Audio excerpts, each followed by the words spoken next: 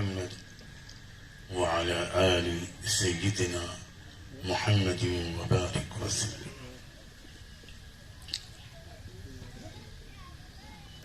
بہت ہی محبت اور بہت قدر اور عزت کے لائق نوجوان طلباء اور طالبات،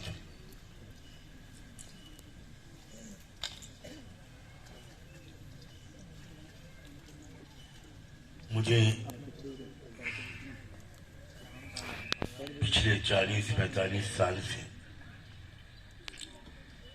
دنیا کے مختلف ملکوں میں بہت بڑے بڑے مجموعوں سے خطاب کرنے کا موقع ملتا رہا ہے. یو اقوام متحدہ سے بھی مجھے خطاب کرنے کا موقع ملا. امریکن کانگریس کے ممبران سے بھی خطاب کرنے کا موقع ملا، اور نہ جانے کتنی بڑی بڑی یونیورسٹیز میں کہاں کہاں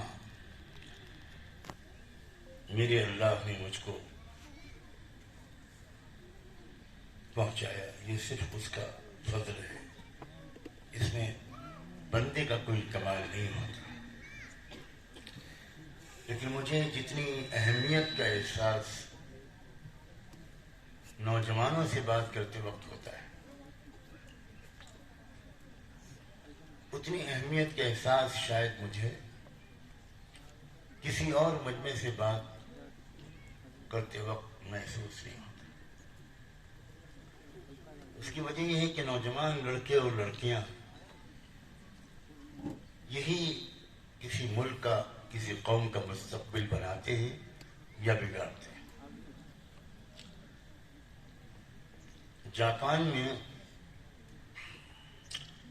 یونیورسٹی کے وائس چانسلر اور کیبنٹ کے منسٹر کی تنخواہ کم ہوتی ہے، لیکن پرائمری اور سیکنڈری کے ٹیچرز کی تنخواہ سب سے زیادہ ہوتی ہے. اس لیے کہ جاپانیز اسٹیبلشمنٹ یہ سمجھتا ہے کہ ملک کا مستقبل بنائیں گے بچے اور بچیاں، تو ان کے لیے وہ سب سے زیادہ highly qualified, talented, committed, dedicated teachers کو اپائنٹ کرتے ہیں، اور ان کو ایک میسج دیتے ہیں کہ سب سے زیادہ اہم، موسٹ امپورٹنٹ ہمارے ملک کے لیے تم ہو. نہ منسٹرز ہیں اور نہ وائس چانسلرز ہیں، بلکہ تم ہو جو پرائمری اور سیکنڈری کے ٹیچرز ہو. میں بہت ہی درد دل کے ساتھ اور اپنے نوجوانوں سے شدید محبت کے ساتھ اور یہ جانتے ہوئے اور یاد رکھتے ہوئے کہ ملک کا فیوچر، قوم کا مستقبل تمہارے ہاتھ میں ہے، بہت بڑا کنسٹرکٹیو رول پلے کر سکتے ہو، اور خدا نخواستہ بڑا ڈسٹرکشن بھی لا سکتے ہو. اس لیے میرے عزیزوں، میرے پیاروں، میری بات کو ذرا ایک تقریر اور بیان کی طرح مت سننا.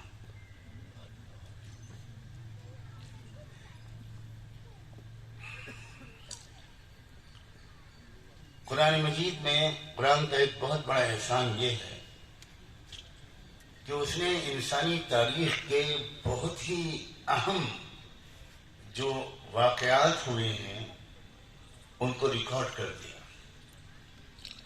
ان کو محفوظ کر دیا، تاکہ ہم ان واقعات پر غور کر کے اور ان سے سیکھیں.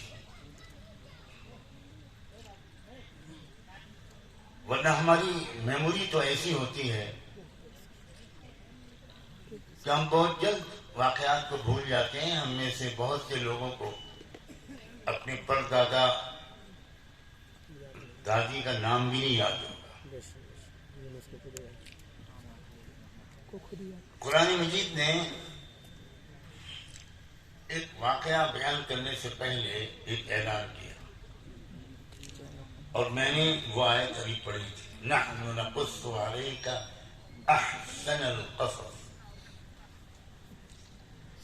یعنی اللہ تعالیٰ کہتا ہے کہ انٹائر ہیومن ہسٹری میں, پوری انسانی تاریخ کا سب سے زیادہ خوبصورت, شاندار اور سبق آموز اب ہم تم کو واقعہ سنانے جا رہے ہیں. قرآن میں سینکڑوں واقعات ہیں, لیکن مجھے نہیں یاد ہے کہ کسی واقعے کے نیریٹ کرنے سے پہلے اللہ نے یہ اعلان کیا ہو کہ I am going to narrate you the most important story occurred in the entire human history. یہ کہیں نہیں کہا پڑا. موسیٰ علیہ السلام کی زندگی کے واقعات بہت جگہ بیان ہیں. حضرت ابراہیم کی زندگی کے واقعات کئی جگہ بیان ہیں. حضرت نوح, حضرت عیسیٰ کے واقعات بہت جگہ بیان ہیں. لیکن یہ بات کہیں نہیں کہی گئی کہ یہ بہترین واقعہ ہے جو ہم تم کو سنانے جا رہے ہیں. اور نوجوانوں, تمہیں جو خاص انٹرسٹ ہوگا یہ جان کر کہ یہ واقعہ ایک نوجوان کا تھا, بالکل ینگ.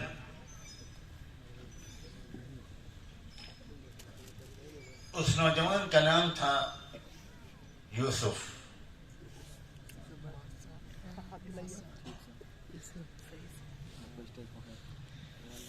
کیا واقعہ تھا, میں اس کو مختصر سے مختصر لفظوں میں سمیٹ کر کہنے کی کوشش کروں گا تاکہ واقعے سے بھی زیادہ واقعے کا جو لیسن ہے, اس کا جو سبق ہے, اس کی جو اسپرٹ ہے, اس پر تم فوکس کر سکو.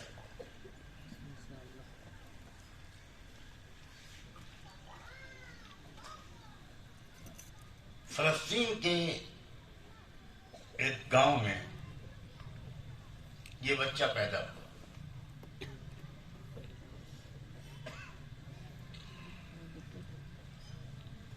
شروع ہی سے یہ بچہ بالکل بچپن سے بہت ہی بریلینٹ لڑکا تھا, اور خدا نے ظاہری خوبصورتی بھی ایسی دی تھی کہ دنیا میں حسن کی مثال بن گیا حسن یوسف. اور اس کے اخلاق, اس کی عادتیں, اس کے مینرز, اس کے آداب بہت ہی نرالے تھے. اور اسی لیے بالکل ہی ارلی چائلڈہڈ سے یہ اپنے باپ کا سب سے چہیتا بیٹا بن گیا.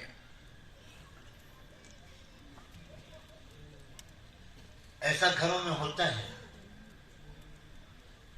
ماں باپ اپنے سب بچیوں سے پیار کرتے ہیں, لیکن اس کے باوجود اگر ان 4-5 بچوں میں کوئی ایک ایکسٹرا آرڈینری ہوتا ہے, اپنی ذہانت, اپنی شرافت, اپنا ادب, اپنے مینرز, تو نیچرلی بغیر کسی ارادے کے ماں باپ کی محبت اور توجہ اس بہترین بچے کو زیادہ حاصل ہے.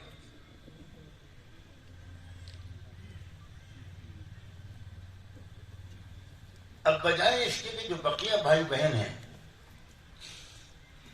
جنہیں اتنی اپنے ماں باپ کی اتنی توجہ نہیں ملتی, کبھی کبھی ایسا ہوتا ہے کہ بجائے اس کے کہ وہ کچھ سیکھیں, سوچیں, اپنے کیریکٹر کو ری وزٹ کریں, اپنی غلطیوں اور کمیوں کو ڈھونڈیں اور یہ سوچیں کہ بھئی کیا بات ہے, ابا تو یہ ہمارے بھی ہیں اور ان کے بھی ہیں, لیکن ان کی طرف میں ہمارے اس بھائی کی طرف اتنی زیادہ توجہ ہے، ہماری طرف اس سے کم ہے، تو ہم اپنی کمیوں کو دور کریں۔ ایسا بہت کم لوگ کر پاتے ہیں۔ اکثر ہوتا یہ ہے کہ جیلسی آ جاتی ہے، ایک جلن، ایک حسد، اور وہ بھائی بہن اس کے خلاف ہو جاتے ہیں کہ اس بچے نے ساری محبت کھینچ رکھی ہے، ہماری تو ابا اماں ہم کو دیکھتے بھی نہیں یا وہ توجہ نہیں دیتے۔ یہ بہت بڑی کمزوری ہے انسانوں کی۔ کلاس روم میں بھی ایسا ہوتا ہے۔ ایک کلاس میں ایک اسٹوڈنٹ ہے جو بہت بریلینٹ ہے، ٹاپ کرتا ہے، فرسٹ رینک میں آتا ہے، بہت ہی ویل مینرڈ بچہ یا بچی ہے، اپنے استادوں اور استانیوں کا بہت ادب کرتا ہے، ڈسپلن بچہ ہے، تو نیچرلی ٹیچرز کی توجہ اس کی طرف زیادہ ہوگی۔ اب بجائے اس کے کہ اور کلاس میٹس سبق لیں، سوچیں کہ بھئی کیا بات ہے، یقیناً ہمارے اندر کچھ ایسی کمیاں ہیں جس کی وجہ سے ہم وہ چیز اچیو نہیں کر پا رہے ہیں جو ہمارا یہ ساتھی کرتا ہے۔ یہ سوچنے والے، پازیٹیو سوچ رکھنے والے بچے اور بچیاں کم ہوتے ہیں۔ اکثر لوگ اس سے جلنے لگتے ہیں، اس کی جھوٹی شکایتیں کرنے لگتے ہیں، وہ امتحان میں فیل ہو جائے اس کی سازش کرنے لگتے ہیں۔ ان سازشوں کی تفصیلات مجھے بتانے کی ضرورت نہیں، ہو سکتا ہے تم کو تجربہ ہو، اور اللہ کرے کہ نہ ہو۔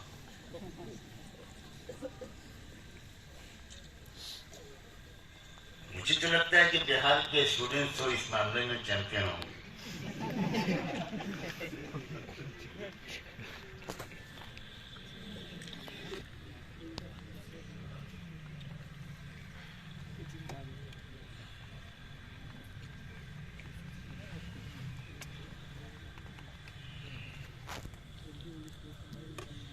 یوسف علیہ السلام کے ساتھ بھی ایسے ہی ہوا، اور وہ اپنے بھائیوں کے حسد کا شکار ہو گئے،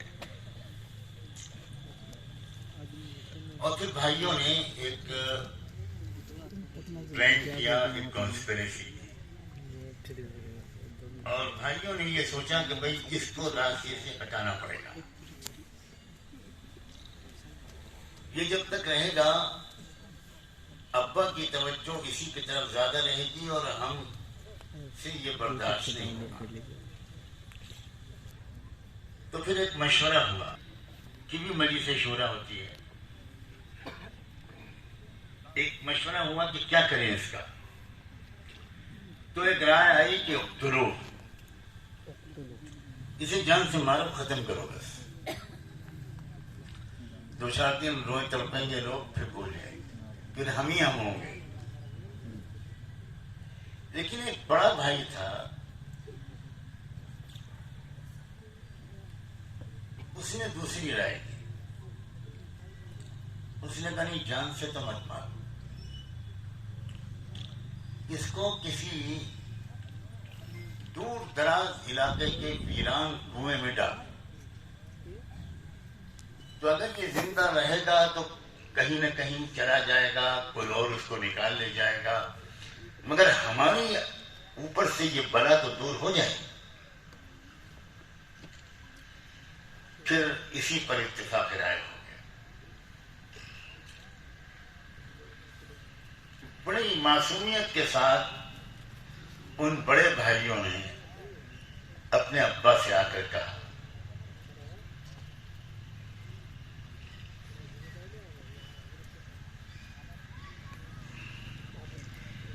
کہ ابا ہم لوگ پکنک کا پروگرام بنا رہے ہیں، ہم لوگ جائیں گے پکنک منانے،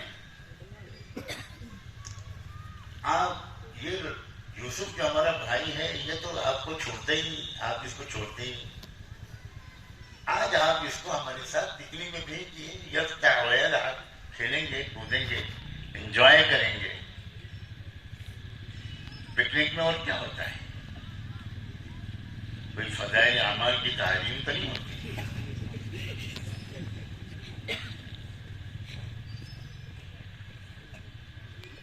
ابا کو شروع میں بڑا تردد ہوا. ابا نے کہا بھائی مجھے کچھ خطرہ محسوس ہوتا ہے،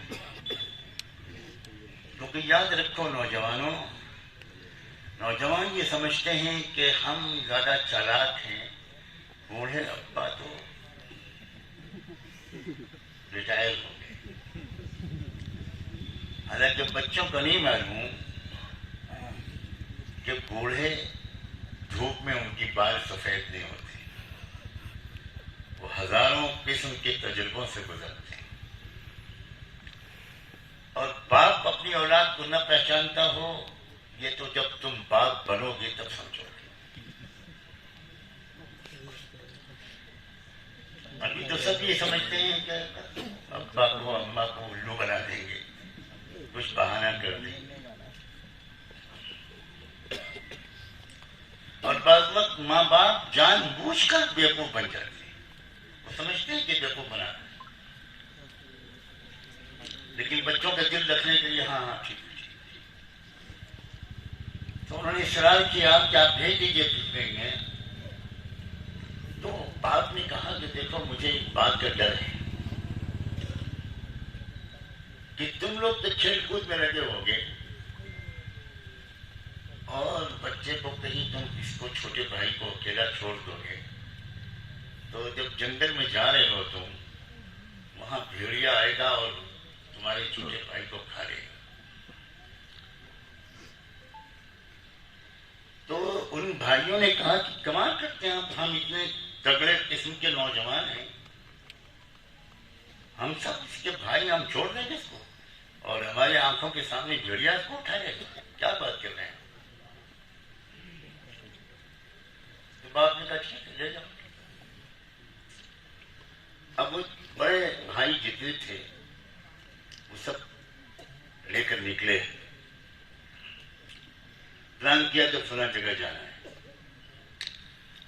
اور وہاں جا کر اپنا جو سامان تھا، جب پکنک میں لوگ جاتے ہیں تو ظاہر ہے کہ بہت سا سامان لے کے جاتے ہیں، کباب بنانے کا سامان لے کے جاتے ہیں، اور چیزوں کا نام میں نہیں لوں گا، دوپہر کے وقت سے دھوپ پڑ جائے گی.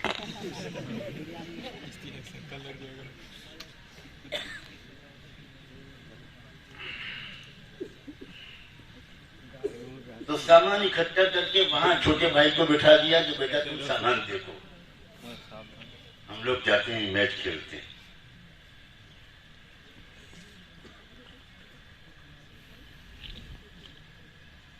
اور اس کے بعد بیٹے کو چپ چاپ لے جا کر اپنے بھائی کو ایک کنواں انہوں نے پہلے سے ڈھونڈ رکھا تھا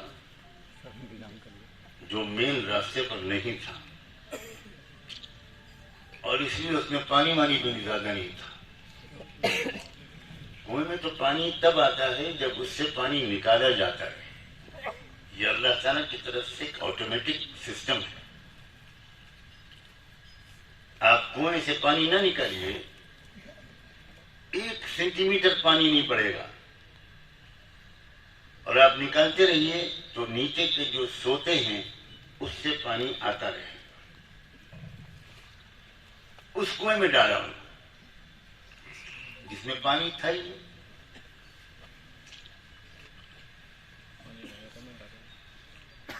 اور اس کے بعد پکنک پوری کر کے گھر آئے تو یوسف علیہ السلام کا جو کرتا تھا اس میں خون لگا کر لائے. اب ظاہر ہے کہ انہوں نے پکنک میں کوئی بکرا ذبح کیا ہوگا، کچھ بریانی، کچھ کباب. دیکھو سب مسکرا رہے،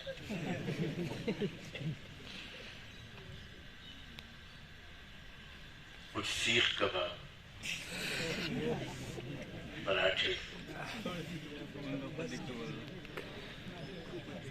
تو وہ اچھی طرح انہوں نے دعوت کھائی، اور آنے کے بعد جب گھر پہنچے تو ماشاءاللہ روتے ہوئے وجاء اباهم عشاء یبکون، وہ تو روتے ہوئے غمگین پھوٹ پھوٹ کر رو رہے ہیں. ابا جیسا آپ کہتے تھے ویسے ہی ہوا.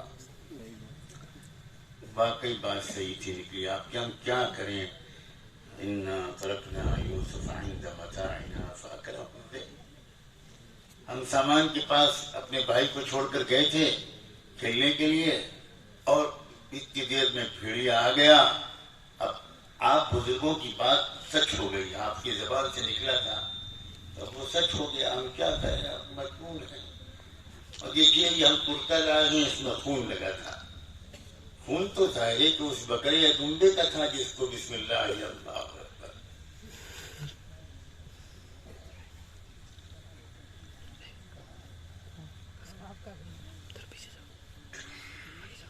اب آگے عجیب و غریب بات ہے. ایک قافلہ چلا تھا بہت دور سے اور وہ بھٹک گیا راستہ غلط راستے پر چل پڑا اور اس غلط راستے پر چلنے کی وجہ سے وہ اس کنویں کے پاس سے گزرا جس کنویں میں ڈالا تھا ان لوگوں نے. کس کو؟ یوسف.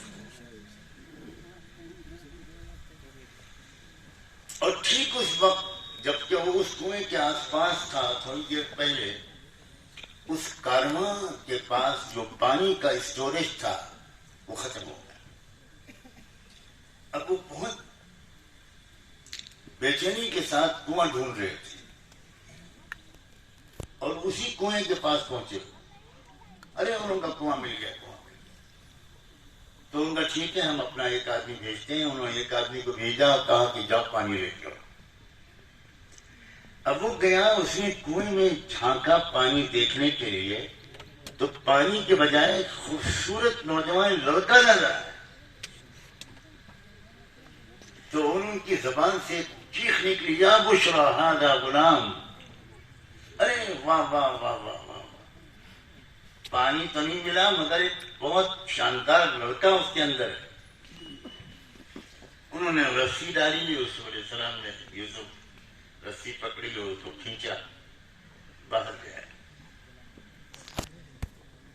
اس وقت غلام بیچے خریدے جاتے تھے.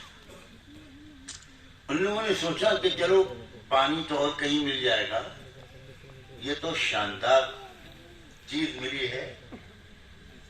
مصر کے مارکیٹ میں جا کر جہاں غلاموں کی منڈی لگتی ہے, یہ وہ زمانہ تھا جب انسان بیچے جاتے تھے. آج بھی انسان بیچے اور خریدے جاتے ہیں لیکن اس کا انداز تھوڑا بدل گیا.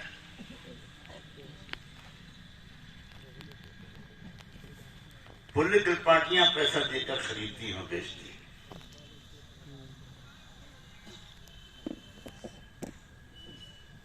تو وہ اس منڈی میں جا کر اس کو بٹھا دیا کہ بھائی اب کوئی گاہک آئے گا تو اس کو لے جائے گا, ملیں گے پیسے. اب ٹائمنگ دیکھو, یہ دیکھو کہ اللہ تعالیٰ کیا کرتے ہیں, کس طرح سمجھانا چاہتا. ٹھیک اسی وقت قافلے والوں کا پانی ختم ہونا جبکہ کنویں کے قریب تھے, وہ ان کا راستہ بھٹک جانا, راستہ بھٹکنے کی وجہ سے وہ اس کنویں تک پہنچے. پانی ختم ہو جانے کی وجہ سے انہوں نے اس کنویں میں جھانکا اور وہاں وہ لڑکا ملا. کیا یہ سب بائی چانس ہو گیا؟ کسی نے پروگرامنگ کی, کسی اللہ نے پلاننگ کی ہر چیز. اب وہاں غلاموں کی منڈی میں بیٹھا ہے وہ یہ لڑکا بکنے کے لیے.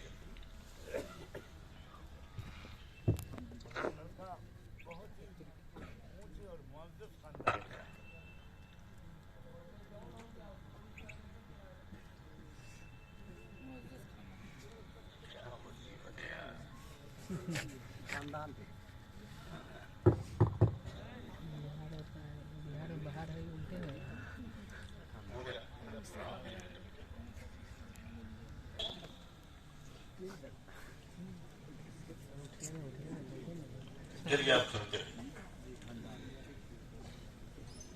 اب ادھر کیا ہوا, جو مصر کے پرائم منسٹر تھے پرائم منسٹر کے لفظ سے آپ کا ذہن کسی اور ملک کے پرائم منسٹر کی طرف نہیں جانا چاہیے. میں کم پڑھے لکھے لوگوں کا تذکرہ نہیں کرتا، زیادہ تر میں چوتھی پاس لوگوں کا ذکر نہیں کرتا. مجھے نہیں معلوم آپ سمجھے کہ نہیں سمجھے. اگر آپ RJD کے ہوتے تو سمجھ جائیں.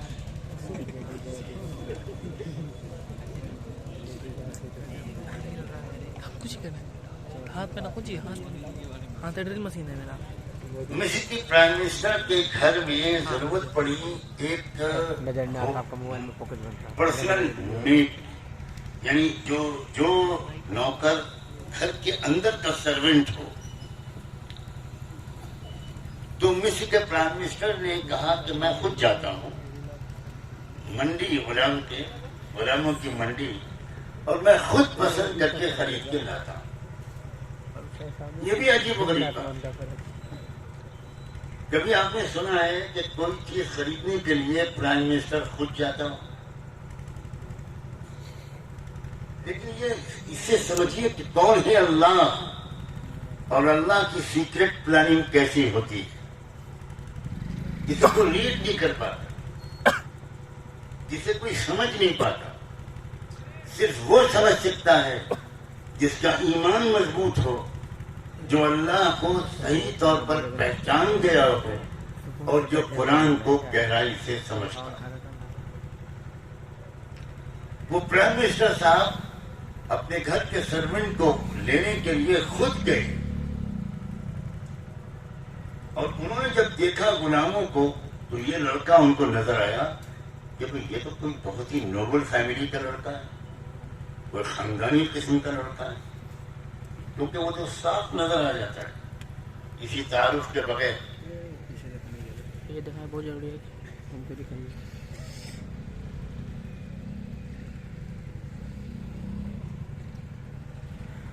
تو اس پرائم منسٹر کی نظر اسی لڑکے پر پڑی، اور وہ اس کو خرید کر لے کر اپنے گھر آئے. گھر میں آ کے اس نے سیدھے اپنی بیوی سے، اپنی ملکہ سے، فرسٹ لیڈی آف ایجپٹ سے اس کا تعارف کرایا، اور یہ کہا کہ اکرمی مثوا عسى ان ينفعنا او نتخذه ولدا. دیکھو یہ لڑکا جو ہے، اس لڑکے کو ایک عام نوکروں کی طرح مت ٹریٹ کرنا، اس کو بہت ریسپیکٹفلی ٹریٹ کرنا، اس کو بہت عزت دینا. مجھے ایسی امید ہے کہ یہ لڑکا ہماری بہت کام آئے گا، اور ہو سکتا ہے کہ اسی کو اپنا بیٹا بنا لے. واہ اللہ کی پلاننگ. پرائم منسٹر ہونے کے باوجود ان کی کوئی اولاد نہیں تھی. پتہ چلا تاریخ میں اور بھی پرائم منسٹرز گزرے ہیں جن کی کوئی اولاد نہیں. اس لیے ہم لوگوں کو کسی انفرادی کمپلیکس میں مبتلا ہونے کی ضرورت نہیں ہے. تسلی ہے کہ صرف ہمارے ہی دیش کی یہ خصوصیت نہیں ہے، مصر کے پرائم منسٹر کی بھی کوئی اولاد نہیں. حالانکہ مصر کے پرائم منسٹر نے کتنے حلوے کھائے ہوں گے، کتنے شاہی معجون کھائے ہوں گے، کتنے حکیموں کا علاج کیا ہوگا. میں اور کسی کی طرف اشارہ نہیں کر رہا ہوں، پتہ نہیں کیوں ہنس رہے. یہ آپ کی ذمہ داری ہے، میں تو کسی کا نام نہیں لیا. میں بھولا بھالا، بہت کم پڑھا لکھا، سیدھا سادہ سا انسان ہوں. آپ ہیں سمجھدار لوگ جو آپ پتہ نہیں کیا میننگ نکال لیتے. مجھے تو زیادہ معلومات بھی نہیں ہے راجنیت کی. مجھے کیا معلوم کہ دلی میں کون پردھان منتری ہے، مجھے نہیں.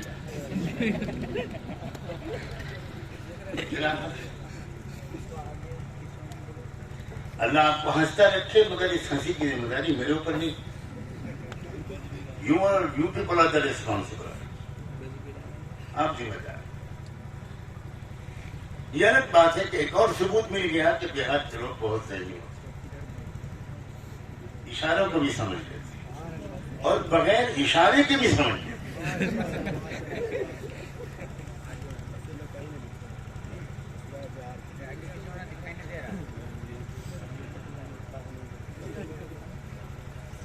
کبھی دنیا میں آپ نے سنا ہے کہ کوئی پرائم منسٹر کسی نوکر کو لایا ہو اور اس نے سیدھے اپنی وائف سے اس کو انٹروڈیوس کرایا؟ کبھی سنا ہے آپ نے کہ وہ اپنی فیملی سے کہیں کہ دیکھو اس کو بہت اسپیشل ٹریٹمنٹ دینا؟ ہو سکتا ہے آگے چل کے ہم اس کو بیٹا بنائیں. اب یوسف علیہ السلام بالکل ایک گھر کے اندر داخل ہو گئے.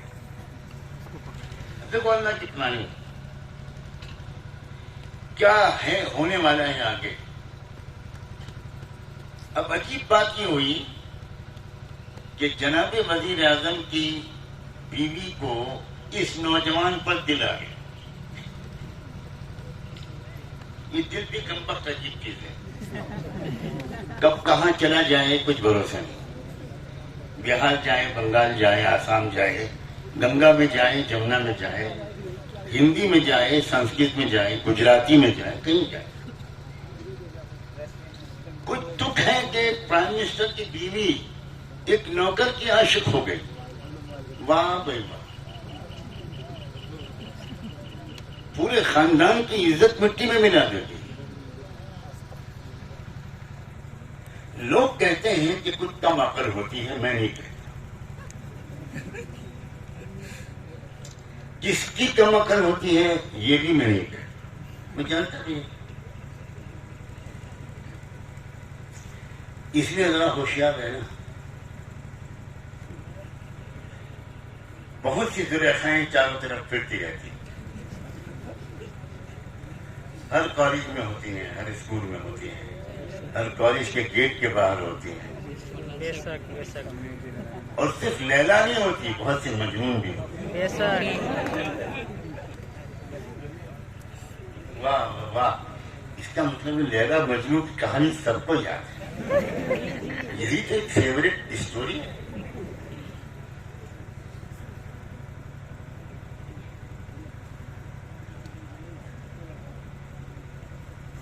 اللہ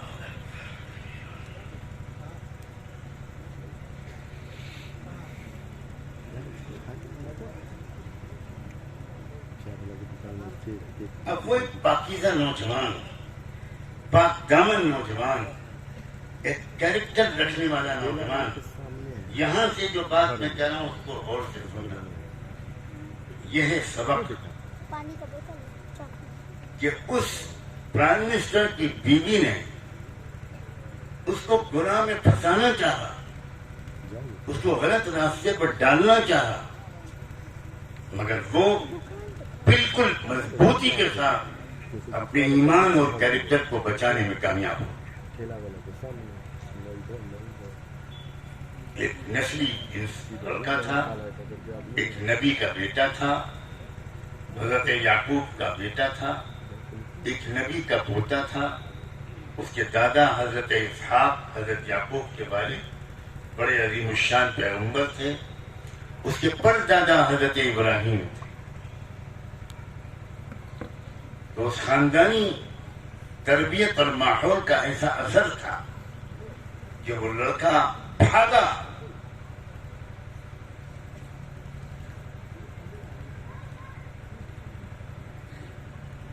اور اپنے آپ کو گناہ سے بچا لینے میں کامیاب. اور عجیب بات یہ ہوئی کہ تقریباً رنگے ہاتھوں، اللہ کی پلاننگ یہ بھی ہے کہ رنگے ہاتھوں وزیر اعظم نے اپنی بیوی کو پکڑ لیا.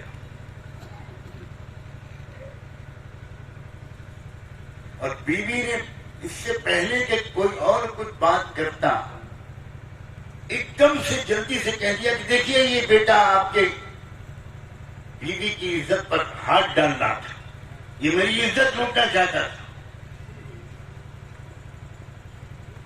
جو بہت ہی تجربے کار چور ہوتے ہیں، اگر بہار میں نہ ہو تو دلی میں بہت آسانی سے نظر آ جائیں گے. تو جو تجربے کار چور ہوتے ہیں وہ جوتے، چپل، گھڑی، چشمہ چرا کے بھاگتے ہیں اور بھاگتے ہوئے چلاتے ہیں چور چور چور چور چور چور چور. تو پبلک دوسرے چوروں کو ڈھونڈنے لگتی ہے اور جو چور ہوتا ہے وہ چلاتے ہوئے کسی گلی میں چلا جاتا ہے.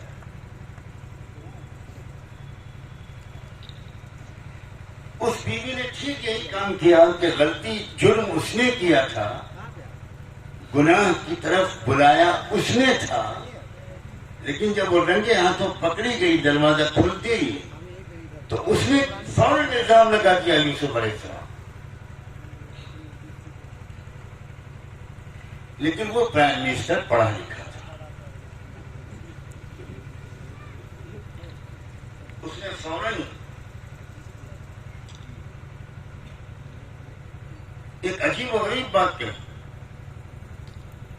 اس نے کہا کہ یوسف کا کرتا اگر سامنے سے پھٹا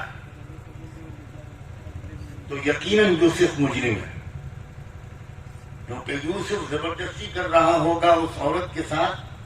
اس عورت نے اپنے کو بچانے اور عزت کو بچانے کے لیے اس کو پکڑا ہوگا تو گریبان پھٹ گیا ہو. لیکن اگر کرتا اس کا پیچھے سے پھٹا ہے,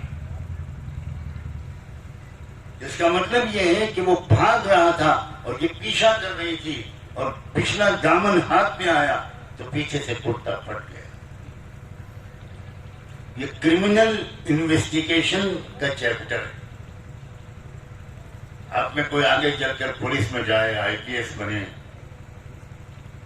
انٹیلیجنس بیورو میں جائے اور کرائمز کا انویسٹیگیشن کرے, تو یہ طریقے ہوتے ہیں کرائم کی جانچ کے. ایک منٹ میں مسئلہ ہو گیا.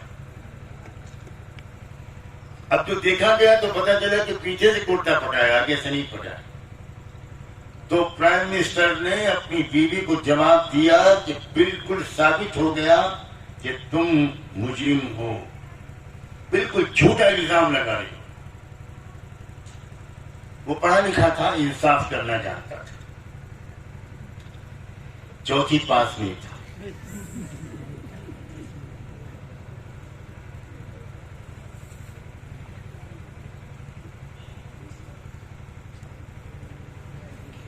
اب مسئلہ ایک آ گیا کچھ دن میں, بیوی نے پورے مصر کے میڈیا کے ذریعے سے یہ خبر پھیلا دی کہ یوسف نے میری عزت لوٹنے کی کوشش کی تھی.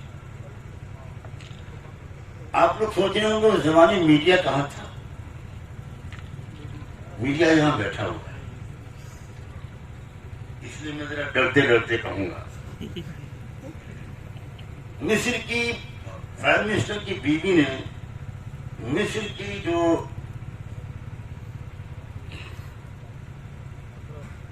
کریمی لیئر کی لیڈیز تھی, 5 اسٹار خواتین, جو اس کی اپنی سہیلیاں اور فرینڈ سرکل تھا, ان نے یہ خبر پھیلا دی کہ یوسف نے میری عزت پر ہاتھ ڈالا, وہ تو میں بچ گئی. اگر آپ کو کوئی خبر شہر میں پھیلانی ہو تو صلاحیت دی ہے اللہ نے عورتوں کو. عورتوں کو وہ خبر دے دیجیے اور یہ کہہ دیجیے کہ یہ کسی کو بتانا مت.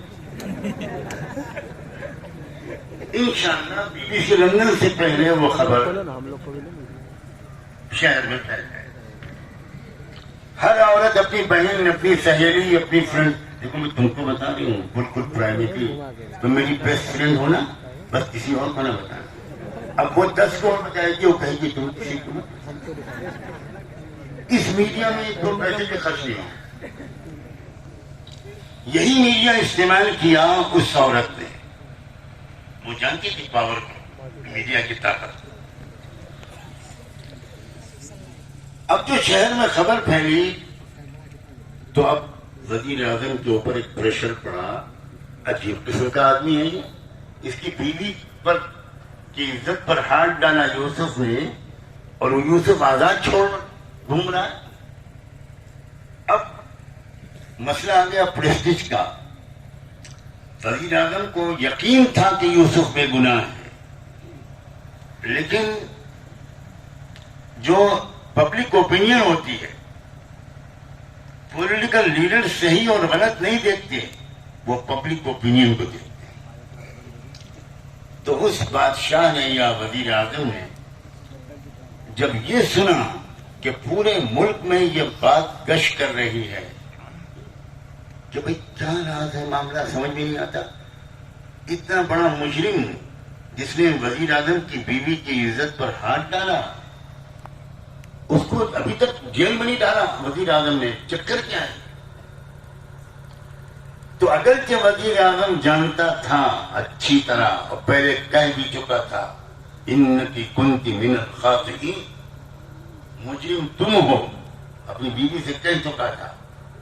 ثم بدا لہو، قرآن نقل کرتا ہے کچھ دن جب ملک میں اور شہر میں یہ چرچا ہونے لگا تو وزیر اعظم نے اپنی حکومت بچانے کے لیے، اپنی ذاتی اور بدنامی سے بچنے کے لیے وزیر اعظم نے یوسف علیہ السلام کو جیل میں ڈالا، بالکل بے گناہی کے باوجود. اور تقریباً 9 سال بے گناہی کے باوجود یوسف جیل میں رہے.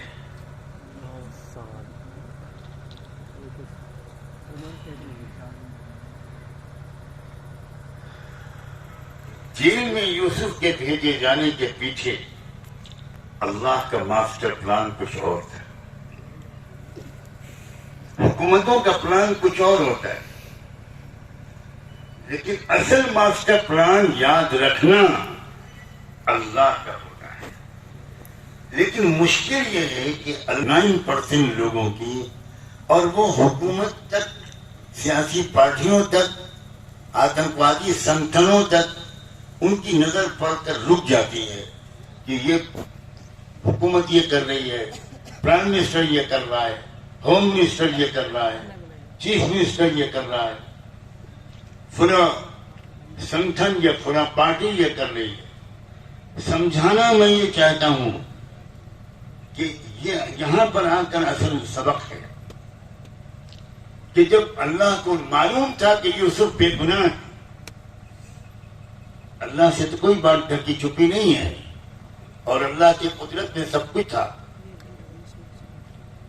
تو کیوں اللہ نے بے گناہ بندے کو جیل میں جانے دیا؟ یہ آج کل جو حالات ہیں